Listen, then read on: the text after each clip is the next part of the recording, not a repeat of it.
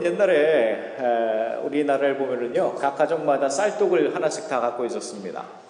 그래서 쌀독이 가득 차면 참 부자 된 듯한 그런 마음의 풍요함이 있었습니다.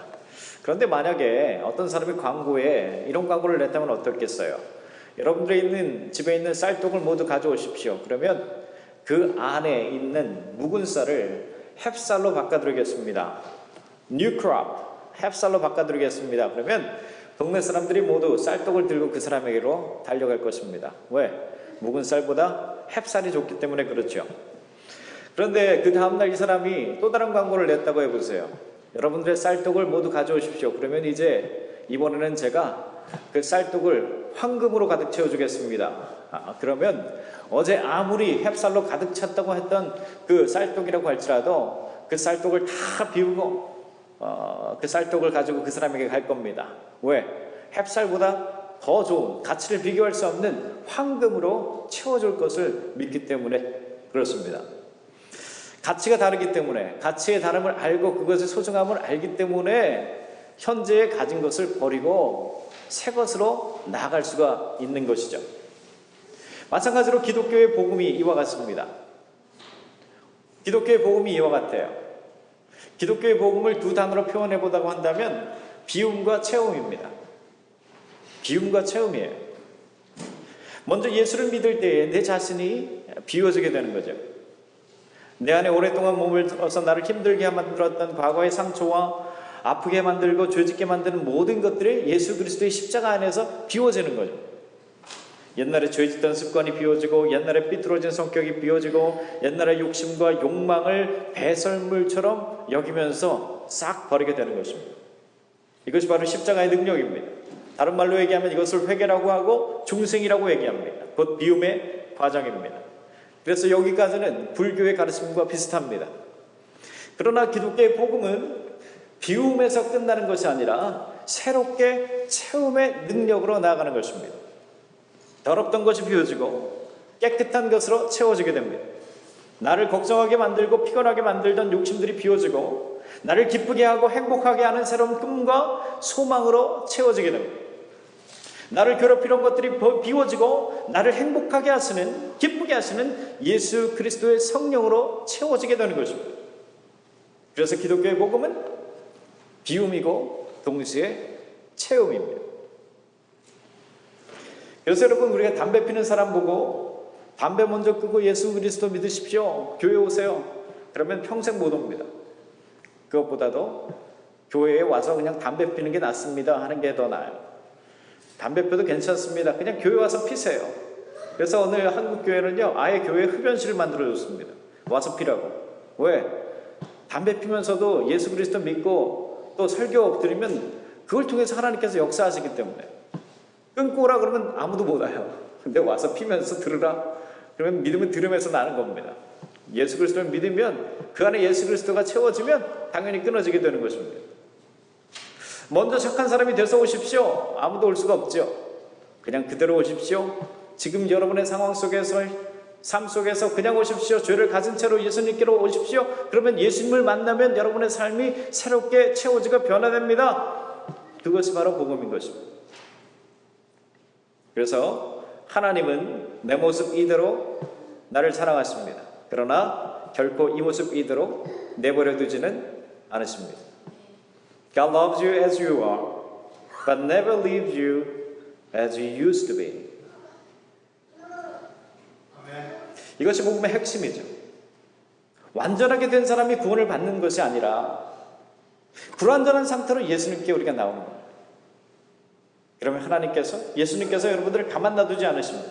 십자가의 능력 안에서 과거에 당신 자신을 비우시고 대신에 이제 성령께서 우리를 채우시는 것입니다. 어제보다 더 거룩한 오늘을 우리로 하여금 살게 하십니다. 우리로 하여금 믿음의 표대를 향하여 부르심을 쫓아 날마다 뛰어나가게 하시는 것입니다. 이것이 바로 예수 그리스도께 붙잡힌 성도의 삶인 줄로 믿습니다. 아멘.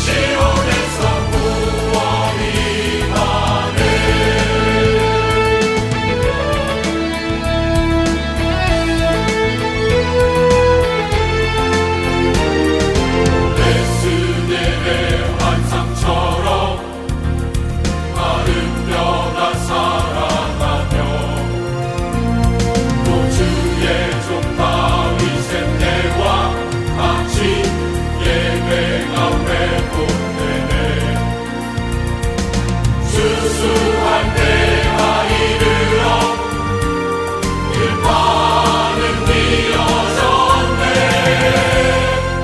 우리는 추수할 일꾼 되어 주 말씀을 선포하니 오라 주님 구름 타시고 나팔 불 때에 다시 오시네. 오늘의 지세 이 은혜의 편이 시온에서 구원이 하네. 오라 주님 구름 타시고 나팔 불 때에 다시 오시네. 오늘의 지세 이 은혜의 편이 시온에서 구원이 하네. 오라 주님 구름 타시고 나팔 불 때에 다시 오시네. 오늘의 지세 이 은혜의 편이 시온에서 구원이 하네.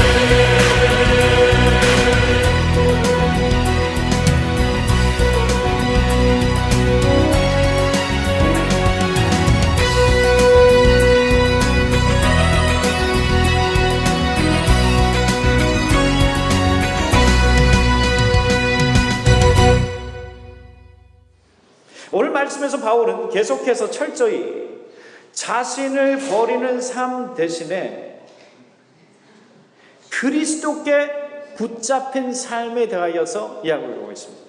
그리스도께 붙잡힌 삶. 그래서 10절에 보면, 여러분 10절 다 같이 한번 다시 읽어볼까요? 10절 말씀 다 같이 읽겠습니다. 시작. 내가 그리스도와 그 부활의 권능과 그 고난의 참여함을 알고자 하여 그의 죽으심을 본받아, 이렇게 되어 있습니다. 표준 세번역으로 보면 내가 바라는 것은 그리스도를 알고 그분의 부활의 능력을 깨닫고 그분의 고난에 동참하여 그분의 죽으심을 본받는 것입니다. 이렇게 이야기하고 있습니다. 여기서 그리스도를 안다라고 하는 것은 원문에 보면, 헬라어로 보면 기노스코라고 하는데요, 이건 그냥 아는 것이 아니라 정말로 친밀하게 아는 것, 마치 부부 사이에 서로를 아는 것처럼 친밀하게 아는 것, 그것을 말하고 있습니다. 여러분, 우리가 사람을 아는 것도 세 가지가 있습니다. 혹시 그분 아세요? 그러면 세 가지 반응이 있는데요. 첫 번째 반응은요, 그 사람이요? 그러면서 되게 이렇게 머뭇머뭇거리면서 떨떠름하게 말해요. 그 사람이요? 근데 그 사람 어떻게 아세요? 어떻게 관계되겠어요? 오히려 대묻습니다. 왜? 별로 알고 싶지 않은 사람을 물어봤기 때문에 그래요. 두 번째 반응은 그 사람 알던가, 그냥 뭐 얼굴만 아는 정도입니다 하면서 그냥 표면적으로 아는 관계의 반응을 보일 때가 있습니다. 근데 세 번째 반응은 그 사람 아십니까? 했을 때 그 사람이요? 그 사람 제가 잘 알고 말고요. 제가 그 사람 집에 숟가락이 몇 개까지 합니다. 할 정도로 친밀하게 아는 관계가 있습니다. 셋 다 안다 그래요. 그런데 진짜 아는 사람은 딱 한 사람이죠. 친밀하게 아는 사람입니다. 예수님을 아는 것도 이런 것입니다. 우리가 그냥 아는 것과 진짜로 아는 사람이 있다고 하는 것입니다. 정말로 예수님을 친밀하게 아는 사람이 있는 반면에 그냥 예수님에 대하여서만 아는 사람이 있어요. I know about Christ Jesus, but that's not the true believer. 진짜 true believer는 I know Jesus Christ. You are not saying I know about Jesus Christ. Knowing about 하고 knowing 하고 틀린 거예요. 그래서 이번 주 제자 훈련을 하면서 그 교재에 이런 예화가 있습니다. 우리가 나중에 천국에 가서 예수님을 봤을 때에, 천국 문 앞에서 우리가 예수님을 봤을 때에 사람들의 반응이 딱 두 가지일 거라는 거예요. 어떤 사람은요, 예수님을 보자마자 예수님 하면서 막 뛰어가서 예수님한테 막 껴안기고 예수님 얼굴에 막 뽀뽀하면서 예수님, 드디어 예수님 이렇게 얼굴 대 얼굴로 보게 하시니 정말로 감사합니다. 예수님 정말로 보고 싶었습니다 하면서 예수님을 이렇게 아는 사람이 있을 거예요. 그런데 어떤 사람은요, 먼 발치에 서서 누가 예수님이야? 저 사람이 베드로야, 예수님이야 하면서 이분이 예수님이잖아요. 그러면 그 사람 예수님한테 가가지고 예수님 처음 뵙겠습니다. 말씀 많이 들었습니다. 이렇게 얘기할 사람들이 있는 거예요. 한 사람은 예수님을 진짜로 아는 것이죠. 그러나 또 한 사람은 예수님에 대하여서만 아는 겁니다. 과연 여러분들은 예수님을 진정 알고 계십니까? Do you know Jesus Christ? Or do you know about Jesus Christ? 내가 정말로 예수님을 아는지 아니면 모르는지 판단하는 방법이 있어요. 그거는 정말로 여러분들이 예수님을 믿으면서 즐거우십니까? 예수님 믿으면서 행복하세요? 아멘. 할렐루야. 한 사람만 행복하시네요. 예수님에 대하여 아는 사람은요, 그냥 교회 다니는 사람이죠. Church goer. 예수님에 대해서 그냥 아는 거예요. 그냥 교회만 왔다 갔다 하는 겁니다. Church goer. 종교인입니다. 이런 사람들의 특징은 예수 믿는 즐거움이 없어요. 그냥 억지로 믿는 거예요. 습관적으로 믿는 거예요. 안 가면 꺼림직하니까 그냥 예수 믿는 거예요. 교회 가는 거예요. 자기 열심으로 항상 가니까 억지로 가고 싶지 않은 것을 교회 다니고 하기 싫은 것을 해야 하고 보기 싫은 말씀을 봐야 하고 하기 싫은 봉사를 해야 하니까 항상 기쁨이 없는 거예요. 항상 찡찡해요. 그럼 뭘 하고 항상 티를 내요. 이런 사람들은 형식과 법만 따져요. 목사는 그게 맞지 않습니다. 법에 맞지 않습니다. 형식에 맞지 않습니다. 항상 뭘 따져요. 예수님에 대해서 아는 사람이에요. 종교인이에요. 철치고어. 그냥 교회 다니는 사람이에요. 그러나 예수님을 정말로 아는 사람은 그리스도인이에요. 이런 자들은 스스로 자발적으로 하는 거예요. 누가 알아주든 모르든 상관없이 그냥 예수님을 따라가는 게 즐거운 거예요. 기쁜 거예요. 행복한 거예요. 법과 형식이 아니라 그것을 넘어서는 사랑과 은혜가 있는 것입니다. 또한 예수님에 대하여 아는 사람은 주님의 삶을 그냥 흉내내는 거에 머무르는 것입니다. 예수님에 대해서 아는 사람, 교회 다니는 사람들, 종교인들은 예수님의 삶을 그냥 흉내내는 겁니다. 빈수레가 요란하죠. 예수님의 삶을 흉내내는 사람들은 항상 그 삶이 요란해요. 그리고 항상 그 삶이 까불까불해요. 요리 까불하고 조리 까불하고. 그러나 예수님을 정말로 아는 그리스도인들은 예수님의 삶을 흉내내는 것이 아니라 예수님의 삶을 따라가는 것입니다. 그런 사람들은 요란하지 않아요. 조용합니다. 묵직합니다. 진짜 예수님을 아는 그리스도인들은 예수님을 따르면서 예수님을 더 깊이 알아가는 것입니다. 따라가면서 하는 거예요. 비록 예수님을 따라가는데 고난이 있고 아픔이 있고 어려움이 있고 내 자신이 죽는 경험들을 하지만 그러나 그 속에서 우리는 더욱더 예수 그리스도를 알아가고 부활의 능력을 경험하고 다시 일어나는 놀라운 은혜를 경험하게 되는 것입니다.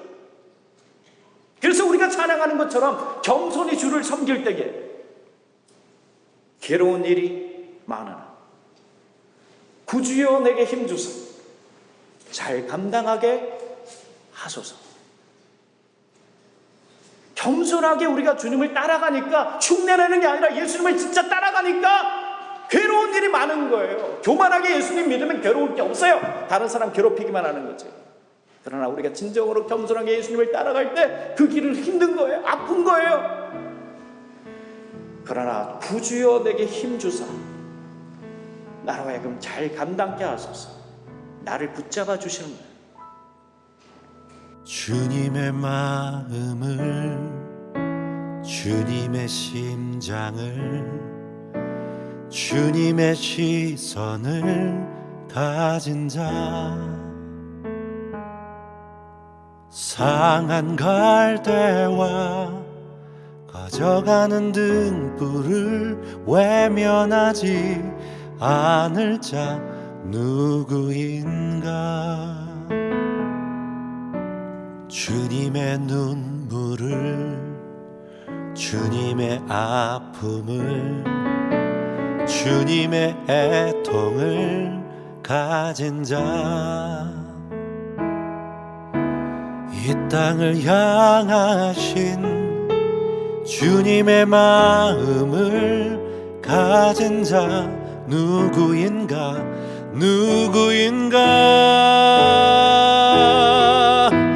주님의 성령 부어주소서 굳은 마음 제하시고 이 땅을 향한 주의 애끓는 마음 부사 무너진 교회 회복시키고 주 오실 길 예비하는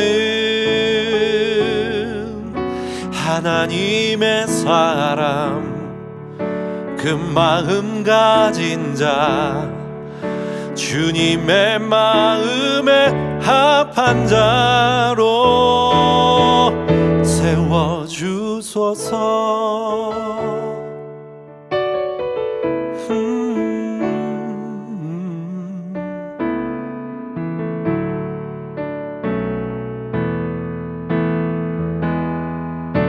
자신의 생각을 자신의 유익을 자신의 고집을 버린 자 주님 말씀에 온전한 순종과 믿음을 보일 자 누구인가 주님의 뜻 따라 주님의 의 따라 주님 기뻐하는 그 뜻 따라 자기 부인하고 십자가 지고 주님만을 따를 자 누구인가 주님의 성령 부어주소서 굳은 마음 제하시고 이 땅을 향한 주의 애끓는 마음 부사 무너진 교회 회복시키고 주 오실 길 예비하는 하나님의 사람 그 마음 가진 자 주님의 마음에 합한 자로 주님의 성령 부어주소서 굳은 마음 제하시고 이 땅을 향한 주의 애끓는 마음 부사 무너진 교회 회복시키고 주 오실 길 예비하는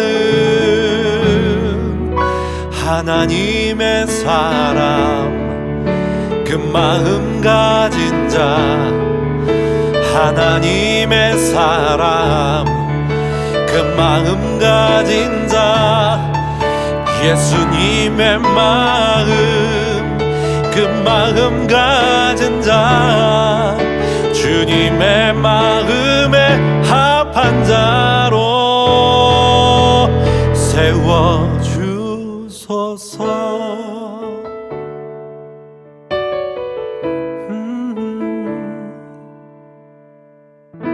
주님의 손으로 날 빚어주소서.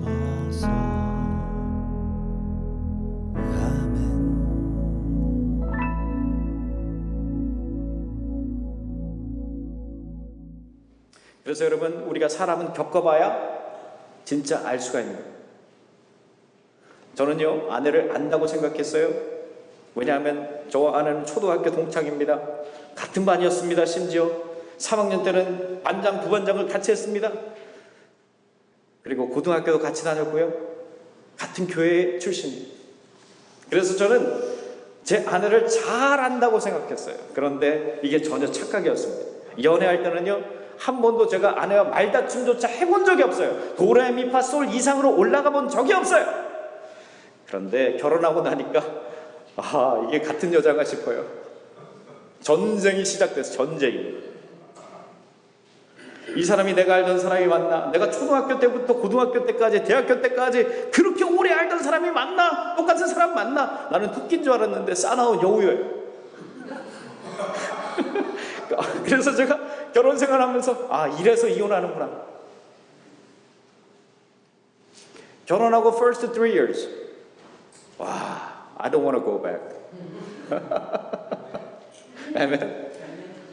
이해를 했어요. 제가 이래서 이혼하는구나. 이혼 당할 뻔 몇 번 있었습니다. 제가 제가 이혼을 뭐가 있겠어요. 목회하는 사람이라 살아주면 고마운 거지 저는. 근데 결혼을 하고 보니까 그게 아니더라는 거예요. 연애할 때는요 그냥 서로에 대해서 아는 거예요. We know about each other. 그러나 결혼하니까 이제 진짜 알게 되는 거예요. 힘들더라고요. 괴롭더라고요. 리턴하고 싶더라고요. 같이 살면서 기쁜 일을 겪으면서 또 힘든 일을 겪으면서 또 아이가 태어나면서 육아에 둘이 매달리면서 목회 길을 함께 가면서 목회 속에서 울고 웃으면서 서로를 힘들게 알아온 겁니다. 그래서 부부가 서로를 아는 게요.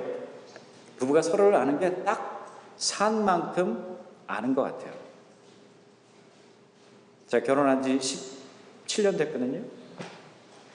10년 살았으면요 10년 산 만큼 그 사람을 아는 거고요. 20년 살았으면 20년 산 만큼 내가 내 아내와 남편을 아는 겁니다.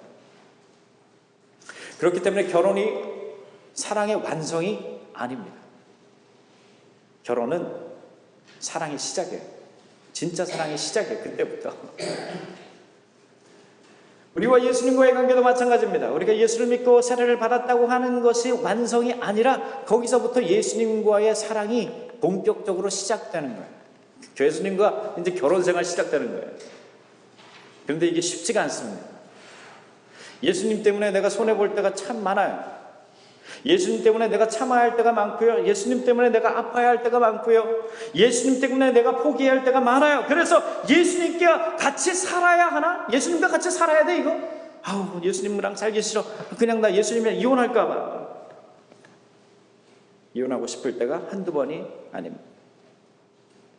그러나 진짜 예수를 아는 사람은 그 과정 속에서 예수님을 더 알아갑니다.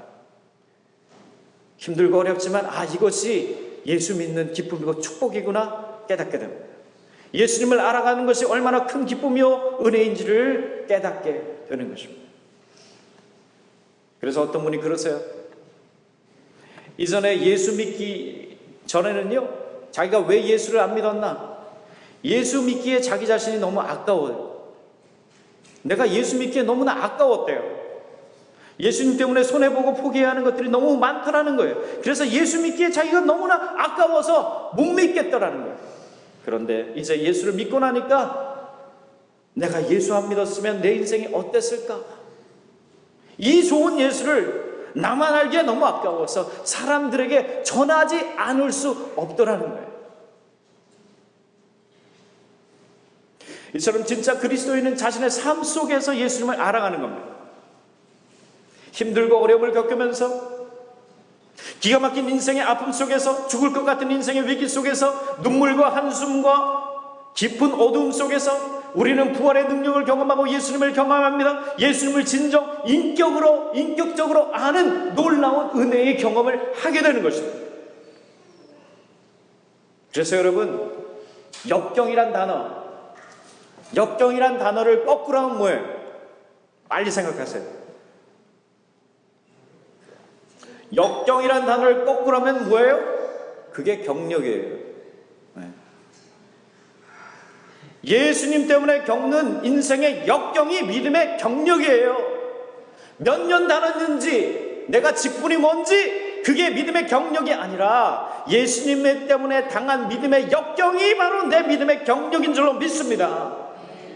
저는 여러분들이 경력이 많아지기를 축복합니다. 그 경력 속에서 예수님을 진짜 알아가는 거예요. 12절 말씀 다 같이 읽겠습니다. 12절 말씀 다 같이 읽습니다. 시작. 내가 이미 얻었다 함도 아니요 온전히 이루었다 함도 아니라 오직 내가 그리스도 예수께 잡힌바된 그것을 잡으려고 달려가느라. 여러분, 바울이 빌립보 교회 성도들에게 이렇게 말하는 이유는요, 빌립보 교회에 쳐들어온 이단 사상 때문에 그런 거예요. 그 이단 사상은 뭐였냐면요, 예수 그리스도가 우리의 구원을 모두 완성하셨다, 그렇기 때문에 너희는 아무것도 할 필요가 없다 라고 가르치는 것이죠. 바울이 이 소식을 듣고 이 무슨 말도 안 되는 소리냐, 저들이 십자가의 원수다라고 했어요. 심지어 개들이라고 표현했습니다. 개들 삼가라고. 그리고 오늘 18절과 19절에 보면은요, 이러한 자들에 대하여서 바울이 이렇게 얘기하죠. 내가 여러 번 너희에게 말하였거니와 이제도 눈물을 흘리며 말하노니 여러 사람들이 그리스도의 십자가의 원수로 행하느냐. 그들의 마침은 멸망이요 그들의 신은 배요 그 영광은 그들의 부끄러움에 있고 땅의 일을 생각하는 자라. 예수님이 다 구원을 이루셨기 때문에 아무것도 할 필요 없다, 그냥 가만히 있으면 된다, 먹고 즐기면 된다 라고 하는 이단에 대하여서 바울이 이렇게 얘기하는 거예요. 그들이 바로 십자가의 원수다.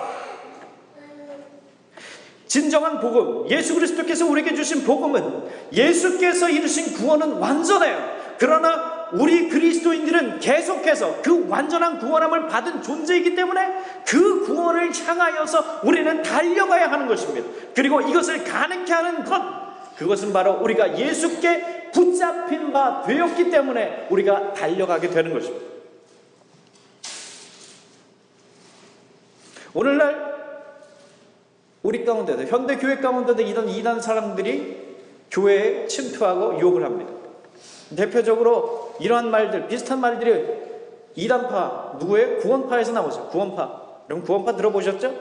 지난번에 세월호 사건 때 유병언인가요? 유병헌인가요? 그들이 말하는 사이비 구원파의 교리는 뭐냐면, 항상 그들이 기존 성도들에게 이렇게 접근합니다. 성도님, 당신은 구원받은 날짜와 장소를 아십니까? 언제 구원받으셨어요? 어디서 구원받으셨어요? 이렇게 물어봐요. 그 모르죠? 잘 모르겠는데요. 그러면 당신은 구원받은 거 아닙니다. 그리고 그들은 얘기합니다. 구원받은 성도는 더 이상 아무것도 할 필요가 없습니다. 심지어 회개할 필요도 없고요, 기도할 필요도 없습니다. 왜? 이미 예수님의 구원이 우리에게 완전하게 이루어졌기 때문에 왜 회개가 필요합니까? 왜 기도가 필요합니까? 필요 없습니다 라는 거예요. 전혀 성경의 말씀과 맞지 않는 이단 사상. 오늘 말씀의 바울의 고백을 보세요. 바울은 기독교 역사상 가장 위대한 그리스도인 중에 하나입니다. 성경에 통달했고요, 각종 기적과 능력을 행하던 사람이었습니다. 그런데 그가 뭐라고 합니까? 자신의 삶에 대하여 나는 아직도 멀었다, 나는 완전과는 여전히 멉니다, 대신에 나는 예수께 붙잡혀서 갈 뿐입니다, 그것도 그냥 걸어가는 게 아니라 나는 달려가고 있습니다. 이 말은 바울이 아직 구원받지 못했다는 증거도 아니고, 아니면 바울이 열심히 노력하고 달려야 겨우 구원을 얻을 수 있다는 말도 아니에요. 대신에 바울은 이미 구원받은 자죠. 그리고 이제 그는 구원받은 자로서 마땅히 걸어야 할 거룩한 구원의 삶을 부단히 뛰어가는 거예요. 살아가는 거예요. 그렇기 때문에 그는 13절에서 말하는 것과 같이 내가 뒤에 있는 것은 다 잊어버렸습니다. 앞에 있는 것을 향하여 갑니다. 표대를 향하여 그리스도 예수 안에서 하나님이 부르시는 부름의 상을 위하여 저는 달려갑니다. 왜 그럴까요? 구원 받았는데. 이유는 다른 게 없어요. 그 안에서 그를 계속 멈추지 않고 움직이게 하시는 분이 예수 그리스도이기 때문에 그럽니다. 모든 능력과 모든 권세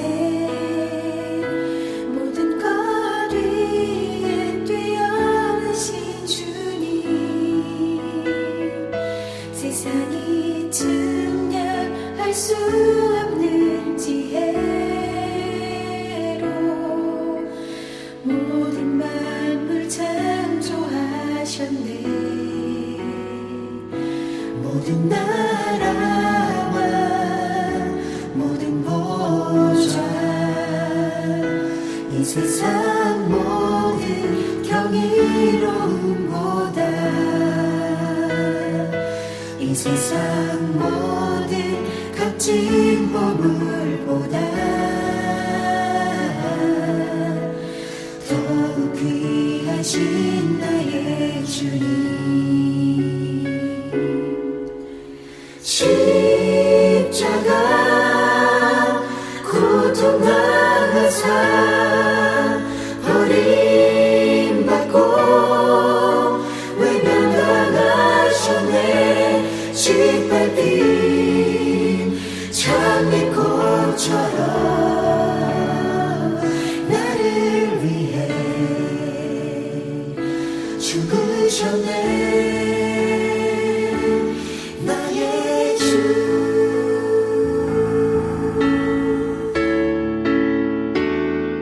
모든 능력과 모든 권세 모든 것 위에 뛰어나신 주님. 세상이 측량할 수 없는 지혜로 모든 만물 창조하셨네. 모든 나라와 모든 보좌 이 세상 모든 경이로움보다 이 세상 모든 값진 보물보다 더욱 귀하신 나의 주님.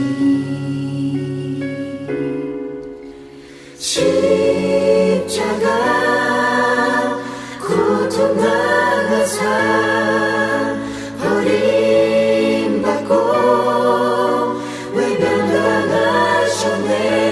짓밟힌 장미꽃처럼 나를 위해 죽으셨네. 나의 주.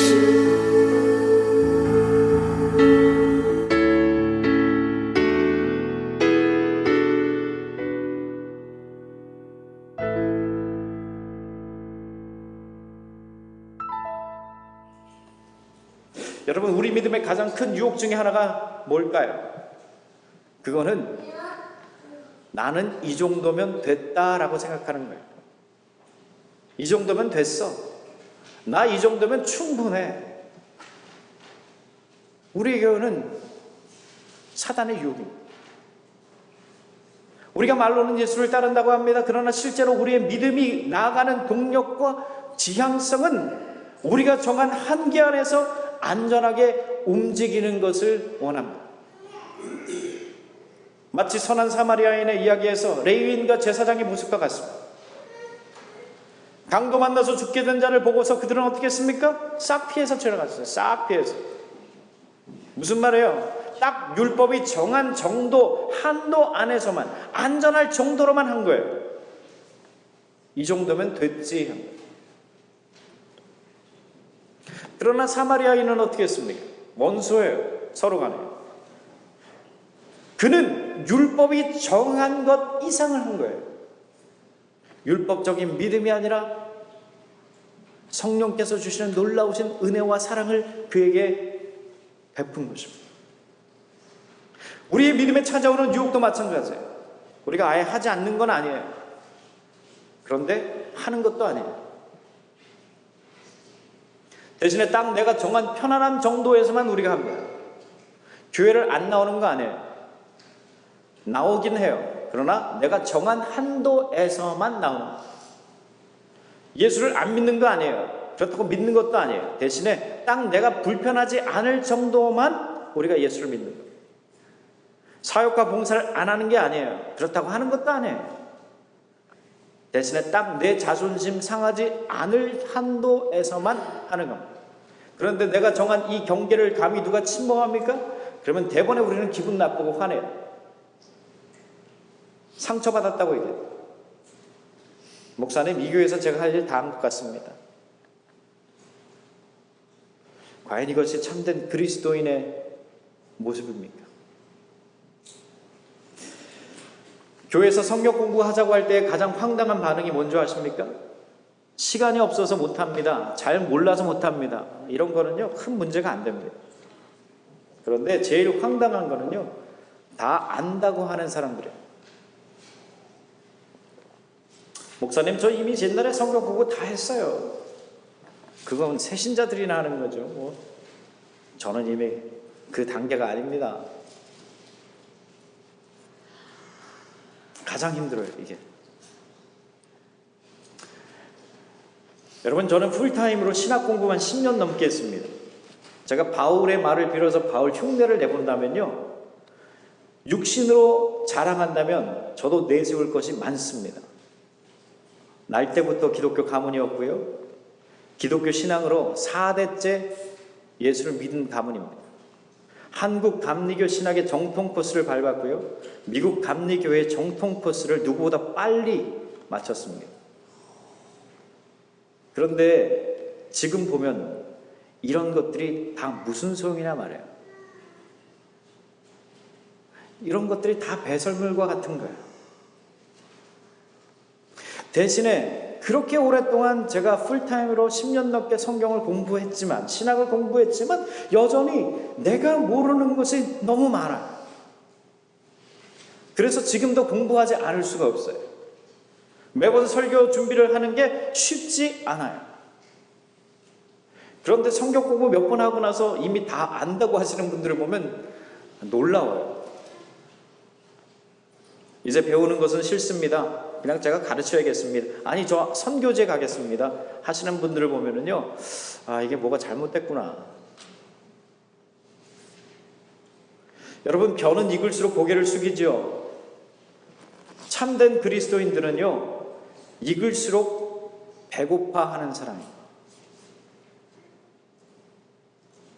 참된 그리스도인들은 익을수록 배고파하는 거예요. 영적으로. 주님, 저는 여전히 주님으로 배고픕니다. 주님, 아직도 저는 모르는 것이 너무나 많습니다. 주님, 아직 저의 삶은 부족함이 많습니다. 주님, 저는 주님께 붙잡히지 않으면 넘어질 수밖에 없습니다. 주님, 저를 붙잡아 주시옵소서. 그래서 예수님께서 뭐라 그러셨어요? 의에 줄이고 목마른 자는 복이 있다. 그들이 배부를 것이다. Blessed are those who hunger and thirst for righteousness, for they will be filled. 여전히 예수님으로 목마르고 배고픈 참된 그리스도인의 고백입니다. 마음이 상한 자를 고치시는 주님, 하늘의 아버지 날 주관하소서. 주의 길로 인도하사 자유케 하소서. 새 일을 행하사 분케 하소서.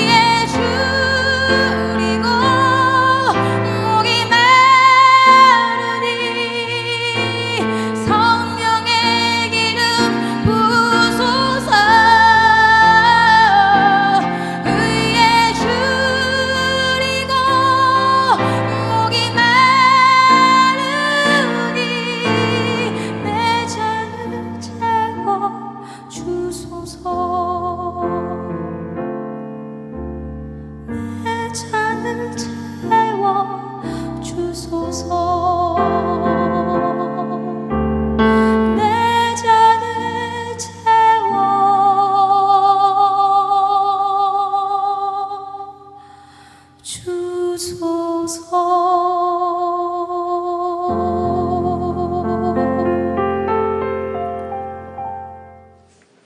여러분, 성경에서 가장 안타까운 사람 중에 하나가 누군지 아세요?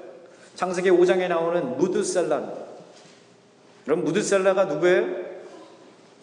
무드셀라는 인간 역사상 가장 장수한 사람입니다. 몇 살 살았어요? 969세. 그런데 창세기 5장에 보면요, 이 사람에 대한 기록은 그게 다예요. 969세까지 살고 죽은 게 끝이에요. 이렇게 오랫동안 살 동안 성경에 기록될 만한 어떠한 업적이 없어요. 그냥 거북이처럼 오래오래 살다가 죽은 거예요. 얼마나 큰 낭비입니까? 우리도 마찬가지예요. 지금 여러분들이 숨 쉬고 있다고 한다면 아직 여러분의 인생이 끝난 것이 아닙니다. 하나님께서는 여전히 여러분들을 통하여 이루실 것들이 있는 줄로 믿습니다. 지금 여러분들이 가난하고 병들고 아는 것이 없다고 끝난 게 아니에요. 대신에 가난 속에서도 하나님은 여전히 여러분들을 통하여 하나님의 일을 하십니다. 병들고 아픈 중에서도 여전히 하나님은 여러분들을 통하여 하나님의 일을 하고자 하십니다. 아는 것이 없어도 여전히 하나님은 여러분들을 통하여 하나님의 지혜로 일하시기를 원하십니다. 그러므로 여러분들이 할 수 있는 최선의 것은 끝까지 하나님을 사모하고 하나님으로 목만 하는 겁니다. 주님, 제게는 여전히 주님이 필요합니다. 주님, 이제껏 내가 정한 한계와 경계 안에서 주님을 따른다고 흉내만 냈습니다. 착각했습니다. 그러나 이제 나의 한계와 경계를 내려놓습니다. 무너뜨려 주시옵소서. 대신에 주께서 세우신 표대를 향하여 달려가겠습니다. 주님, 제게 달려갈 힘을 주시옵소서. 주님, 저의 삶을 붙잡아 주시옵소서. 이것이 그리스도께 붙잡힌 삶인 줄로 믿습니다. 그래서 17절에 보면은요, 형제들아, 바울이 얘기하는 거예요. 17절에 보면요, 바울이 무슨 생각으로 이런 얘기를 했는지 모르겠는데 17절에 형제들아 너희는 함께 나를 본받으라 그래요. 아, 바울이 참 담대하죠. 우리가 그냥 보면요, 바울 선생님이 좀 흥분하셨나? 아니, 어떻게 자기를 본받으라고. 바울이 여전히 교만해, 이렇게 우리가 생각할 수 있습니다. 그러나 이 말씀은 바울이 자기를 내세우는 말이 아니에요. 대신에 이 말이 주는 진짜 의미는 뭐냐면요, 나를 본받으라는 게 아니라 나 같은 사람까지도 붙잡아서 사용하시는 예수님을 보라는 거예요. 나를 본받아. 내가 어떤 사람이었는지 여러분들 아시지 않습니까? 나를 보세요. 나는 사울이었습니다. 예수님의 교회를 핍박하는데 누구보다 앞장섰고 스데반을 돌로 쳐 죽이는데 제가 증인을 썼고, 나의 의와 나의 욕심과 나의 고집으로 살던 나 사울이에요. 그런데 예수님께 붙잡힌 바 됐더니 내가 바울 되어서 여러분께 이렇게 이방인의 사도로 쓰임받고 있지 않습니까? 나를 본받으라. 이 말은 나를 쓰고 계시는 예수님을 보라는 거예요. 바울이 대단한 게 아니야. 그를 사용하신 그리스도께서 대단한 거죠. 바울을 쓰셨다면 여러분도 사용하실 수 있는 줄로 믿습니다. 여러분, 20절 보세요. 20절 다 같이 읽습니다. 시작. 오직 우리의 시민권은 하늘에 있는지라 거기로서 구원하는 자 곧 주 예수 그리스도를 기다리노니. 그렇습니다. 20절 말씀을 다시 보면요, 그러나 우리의 시민권은 하늘에 있는지라 거기로부터 구원하는 자 곧 주 예수 그리스도를 기다리노니. 여러분, 미국 시민권만 있어도 든든하죠. 그런데 여러분과 저는 천국의 시민권을 가진 존재예요. 그러니 이거는 얼마나 큰 축복입니까? 21절에 보면 이렇게 되어 있습니다. 21절 다 같이 읽습니다. 시작. 그는 만물을 자기에게 복종하게 하실 수 있는 자의 역사로 우리의 낮은 몸을 자기 영광의 몸의 형체와 같이 변하게 하시리라. 그렇습니다. 세상 사람들은요, 이 땅의 시민권만 가지고 사는 사람들입니다. 그렇기 때문에 이 땅에서 먹고 마시고 즐기는 것이 그들의 유일한 낙입니다. 그 결과 사망 신고와 함께 그들이 가진 시민권도 자동 소멸됩니다. 영원한 멸망으로 들어가는 것입니다. 그러나 그리스도인들은 천국의 시민권을 가진 자들입니다. 잠시 이 세상에 살 때에 우리는 비자로 사는 거예요. 비자 받고 사는 거예요. 여러분과 우리는 시민권은 어디에 있다고요? 천국의 시민권. 이 땅에 사는 우리는, 여러분과 저는 이 땅에서 비자 갖고 사는데요. 어떤 비자? 취업 비자로 우리 사는 거예요. 다 취업 비자. 워킹 비자. 우리는 하나님의 부르심이 있어요. 예수 그리스도께 붙잡혀서 멈추지 않고 뛰어가야 할 사명과 표대가 있습니다. 그것은 바로 우리를 살리신 예수 그리스도를 우리의 삶에서 드러내는 거예요. 우리가 가진 재능과 재물과 시간을 통하여 하나님 나라와 복음의 확장을 이루어 나가는 것입니다. 그렇기 때문에 우리는 상처받을 여유도 없고요, 우울할 시간도 없고 불평할 거리도 없습니다. 우리가 언제 본국 송환될지도 모르는 이 짧은 인생과 찰나와 같은 인생을 살고 있는 거예요. 그렇기 때문에 오늘 하루 그리스도께 붙잡힌 채로 최선을 다하여 달려가는 인생인 줄로 믿습니다. 사랑하는 성도 여러분, 여러분들은 예수님에 대하여 아는 교회 다니는 사람입니까? 아니면 예수님을 아는 참된 그리스도인입니까? 여러분들이 참된 그리스도인이라면 오직 그리스도께 붙잡힌 삶이 되기를 축복합니다. 예수님으로 항상 목마르십시오. 계속 배고파하십시오. 하나님께서 우리를 부르시는 그날까지 부르심의 표대를 향하여 힘차게 달려가는 여러분과 제가 되기를 주님의 이름으로 축원합니다. 우리 다 같이 기도하시겠습니다. 주